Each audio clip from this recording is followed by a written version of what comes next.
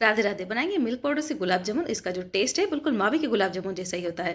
त्योहारों के सीजन में ज़्यादातर जो मावा होता है ना, मार्केट में नकली ही मिलता है, तो आप उसको अवॉइड करके मिल्क पाउडर से गुलाब जामुन बना सकते हैं। और जो मावे वाले गुलाब जामुन होता है ना, उनको बनाना काफ़ी ज़्यादा ट्रिकी होता है। ज़्यादातर लोगों से वो अच्छे बनते नहीं है, बिगड़ जाते हैं। और मिल्क पाउडर से गुलाब जामुन बनाना काफ़ी ज़्यादा आसान होता है। बहुत ही बड़े एकदम जालीदार और जूसी गुलाब जामुन बनकर रेडी होते हैं। और उसको बनाना भी काफ़ी ज़्यादा आसान है, 30 मिनट्स में ही बनकर रेडी भी हो जाते हैं। तो चलिए अब इसको बनाना स्टार्ट करते हैं। तो इसके लिए यहाँ पर मैंने 1 कप मिल्क पाउडर लिया है और 1 कप दूध लेंगे। आप किसी मीडियम से कटोरी से 1 कटोरी दूध ले लीजिए और 1 कटोरी दूध पाउडर ले लीजिए। और उसमें डालेंगे 2 टेबल स्पून सूजी या फिर रवा। आप चाहें तो 4 चम्मच यहाँ पे रवा या सूजी ले सकते हैं। और 1 टेबल स्पून इसमें हम घी डालेंगे। अगर आप चम्मच से ले रहे हैं तो आप 2 चम्मच इसमें घी डाल लीजिए। अब यहाँ पर मैंने मेल्टेड घी का यूज़ नहीं किया है, क्योंकि ऑलरेडी इसको गर्म ही करना है, तो घी मेल्ट हो जाएगा।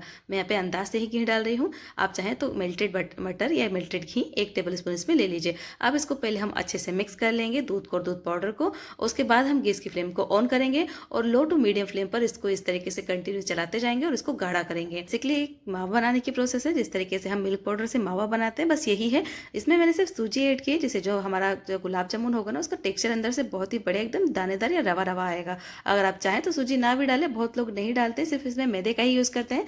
मैं इसमें मैं सूजी डालती हूँ, जिससे टेक्सचर काफ़ी ज़्यादा बढ़िया आता है। तो बस गैस की फ्लेम को लो टू मीडियम रखिए और इसको कंटिन्यूसली चलाते रहिए। अब इसमें मिल्क पाउडर डाला है तो ये थोड़ा थोड़ा चिपकना भी स्टार्ट हो जाता है, तो कंटिन्यूसली चलाते रहिए और इसको गाढ़ा करते रहिए। अभी आपको लग रहा होगा कि ये जो प्रोसेस है काफ़ी ज़्यादा लंबा है और इसको काफ़ी ज़्यादा मेहनत लगती है बनाने में, तो ऐसा कुछ नहीं है। 5 मिनट में ये जो मावा है वो बन जाता है और ज़्यादा मेहनत भी नहीं लगती। आपको हल्के हाथ से इसको चलाते रहना है, नहीं तो ये बस चिपकना स्टार्ट हो जाता है, क्योंकि इसमें मिल्क पाउडर डाला है। तो जैसे जैसे हम इसको चलाते रहेंगे, समय के साथ ये गाढ़ा होते जाएगा। आपको इसको एक डो के फॉर्म में लाना है। अब ये देखिए, ये पूरी तरीके से जब गाढ़ा हो गया तो चिपकना भी बंद हो गया। तो जो साइड में लगा हुआ था उसको भी मैंने निकाल लिया है। अब आपको इसको इतना गाढ़ा ज़रूर करना है। अगर आप ज़्यादा गाढ़ा नहीं करेंगे, थोड़ा ज़्यादा ढीला छोड़ देंगे, तो आपको मैदा ज़्यादा डालना पड़ेगा और आपके जो गुलाब जामुन है इसमें मैदे का फ्लेवर या आटे का फ्लेवर ज़्यादा आएगा और मावे का फ्लेवर कम आएगा। तो इसी समय पर अच्छे से अपने मावे को गाढ़ा कर लीजिए। तो हमारा मावा रेडी हो गया है, तो इसको निकाल लेते हैं और ठंडा होने देते हैं। अब जब तक हमारा मावा ठंडा होता है, जब तक हम इसके लिए चाशनी बनाएंगे।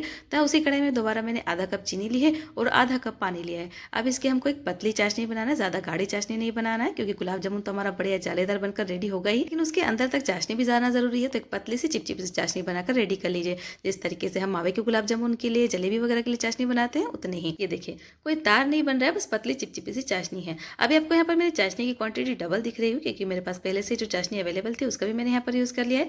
कुछ दिन पहले मैंने चमचम मिठाई की रेसिपी शेयर की थी, जिसकी चाशनी मेरे पास बच गई थी, उसी का मैंने यहाँ पर यूज़ किया है। वो चाशनी थोड़ी सी गाढ़ी थी, तो मैंने यहाँ पर पानी डालकर उसको थोड़ा सा पतला कर लिया है। अगर आपको चमचम मिठाई की रेसिपी चाहिए तो डिस्क्रिप्शन में आप जाके चेक कर सकते हैं, उसकी लिंक मैं वहाँ पर डाल दूंगी। वो जो मिठाई वो भी बहुत बढ़िया बनकर रेडी होती है, तो उसको भी आप एक बार ट्राई करके देख। तो चलिए, चाशनी रेडी हो गई तो उसको साइड कर देते हैं। बढ़ते हैं हमारे मावे की तरफ। तो मावा भी अच्छे से ठंडा हो गया, तो इसमें हम डालेंगे 2 टेबल स्पून मैदा।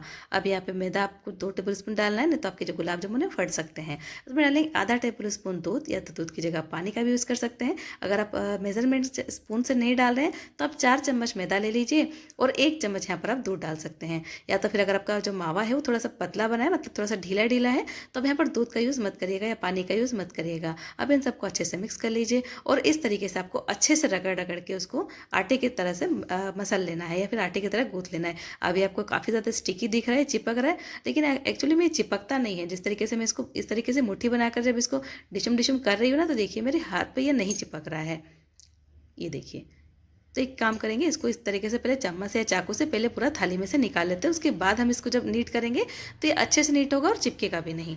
तो ये देखिए, मैंने चम्मच से इसको निकाल लिया है और अब ये बिल्कुल भी चिपक नहीं रहा है। पहले चिपक रहा था, उसमें मैंने कुछ भी नहीं डाला है। ऐसा नहीं कि कुछ डाल लिया तो ये नहीं चिपक रहा है, कुछ नहीं डाला है इसमें मैंने। तो इस तरीके से इसको इकट्ठा कर लेंगे और फिर हम डालेंगे इसमें 1/4 टीस्पून बेकिंग पाउडर। ये बेकिंग पाउडर है, बेकिंग सोडा नहीं है। बेकिंग पाउडर डालना बहुत ज़्यादा ज़रूरी है। इसी से हमारा जो गुलाब जामुन है अंदर से एकदम जालीदार बनेंगे, एकदम स्पंजी बनेंगे और बड़े एकदम फ्लफी फ्लफी बनेंगे।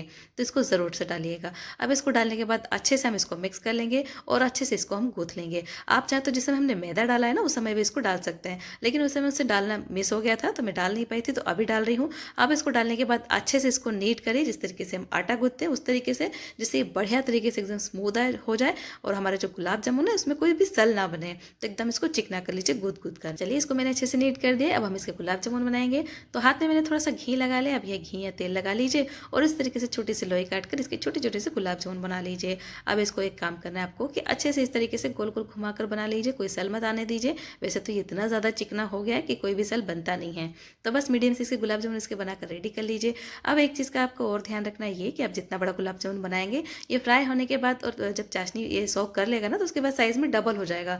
तो आपको क्या साइज़ चाहिए गुलाब जामुन का, उस हिसाब से इसको बनाइएगा। ये देखिए कितना ज़्यादा चिकना गुलाब जामुन। तो बस इसी तरीके से सारे गुलाब जामुन बनाकर रेडी कर लीजिए। ना मैंने 1 कप दूध पाउडर लिया है ना, उसमें मेरे 27 गुलाब जामुन बनकर रेडी हुए हैं। तो चलिए अब इसको फ्राई करेंगे। तो उसके लिए यहाँ पर मैंने छोटी सी कढ़ाई रखी है, उसमें मैंने घी डाला है फ्राई करने के लिए इसको।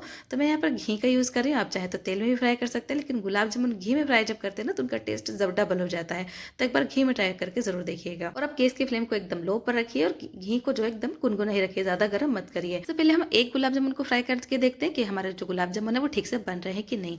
तो ये देखिए अभी आपको दिख रहा होगा कि इसका जो है ना थोड़ा सा मुंह खुल गया है। तो ये फटा नहीं है, एक्चुअली थोड़ा सा कढ़ाई में चिपक गया था, इसलिए इसका थोड़ा सा जो पपड़ी है ऊपर वाला जो लेयर है ना, बस वो निकल गया था।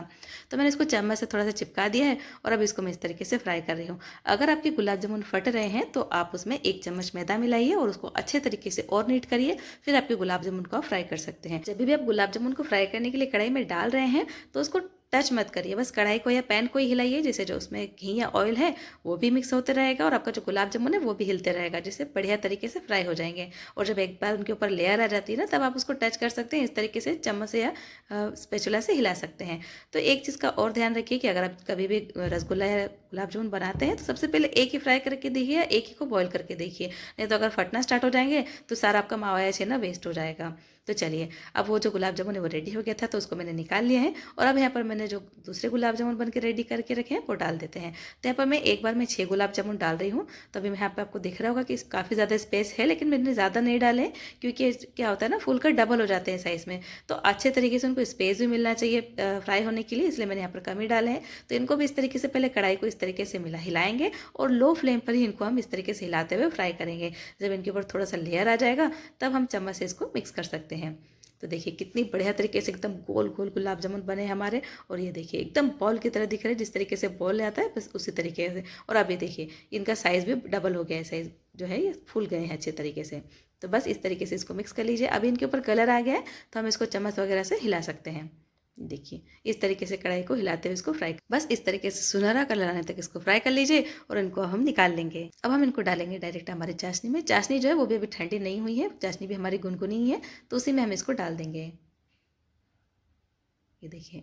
तो चलिए अब जो हमारा दूसरा वेज है वो भी हम फ्राई कर लेते हैं। तो अभी इस समय मैंने गैस की फ्लेम को बंद कर दिया है क्योंकि घी हमारा ऑलरेडी गर्म है और इनको हमको गुनगुने घी में ही फ्राई करना है। अगर घी ज़्यादा गर्म हो जाएगा तो जो गुलाब जामुन है ऊपर से तो लाल हो जाएंगे, लेकिन अंदर से कच्चे कच्चे लगेंगे या तो फिर आटे वाला फ्लेवर या टेस्ट आएगा। तो बस गैस की फ्लेम को बंद कर देंगे और जब इसमें बबल्स बनना कम हो जाएंगे तब हम गैस की फ्लेम को दोबारा ऑन करेंगे। अभी ये देखिए कुछ देर के बाद ही इसमें बबल्स बनना कम हो गए। तो चलिए अभी ज़्यादा घी ना पी ले तो गैस की फ्लेम को ऑन करते हैं। फ्लेम को लो पर ही रहने दीजिए, हमको लो फ्लेम पर इसको फ्राई करना है। तो बस इसको भी इसी तरीके से घुमाते रहिए और उसको भी बढ़िया तरीके से कलर आने पर फ्राई कर लीजिए और फिर हम इसको डाल देंगे हमारी चाशनी में। तो ये जो गुलाब जामुन है ना, वैसे तो गुनगुनी चाशनी है और गरम गरम गुलाब जामुन को जो हम डालते हैं चाशनी में तो ये ईजिली चाशनी को ऑब्जर्व कर लेते हैं। अगर आपके जो गुलाब जामुन है उसमें चाशनी ऑब्जर्व नहीं की है तो 1 से 1.5 मिनट के लिए इनको चाशनी के साथ बॉईल कर लीजिए और फिर इसको ढककर रख दीजिए 1 घंटे के लिए। उतने में ये अच्छे से चाशनी पी लेंगे, कोई दिक्कत नहीं होती है। बढ़िया गुलाब जामुन बनकर रेडी का होते हैं और एकदम नो फेल रेसिपी है, जरूर ट्राई करके देखिएगा। और इसका जो टेस्ट है ना एकदम मावे के गुलाब जामुन जैसा होता है और बहुत ज़्यादा टेस्टी भी लगते हैं। तो चलिए जो मेरे गुलाब जामुन है उन्होंने तो चाशनी ऑब्जर्व कर ली है, तो अब मैं आपको काट के भी दिखा देती हूँ कि अंदर से कैसा दिख रहा है ये। तो देखिए ये जो गुलाब जामुन है ना, देखने से आपको पता चलेगा कितना ज़्यादा स्पंजी बना है और इसमें कितनी बढ़िया जाली बनी है और चाशनी भी अंदर तक चले गई है। देखिए कितना ज़्यादा जूसी, एकदम सॉफ्ट और बहुत ज़्यादा टेस्टी गुलाब जामुन बनकर रेडी होते हैं। तो ये मस्ट ट्राई रेसिपी है, एक बार ज़रूर ट्राई करके देखिएगा, आपको बहुत ज़्यादा पसंद आएगी और एकदम नो फेल रेसिपी है। तो दोस्तों अगर रेसिपी पसंद आई है तो चैनल को लाइक शेयर और सब्सक्राइब जरूर करिए। फेसबुक पर देख रहे हैं तो पेज को लाइक और फॉलो जरूर करिएगा। रेसिपी कैसी लगी मुझे कमेंट बॉक्स में ज़रूर लिखकर बताइए। अब मिलते हैं नेक्स्ट रेसिपी में, तब तक के लिए बाय बाय।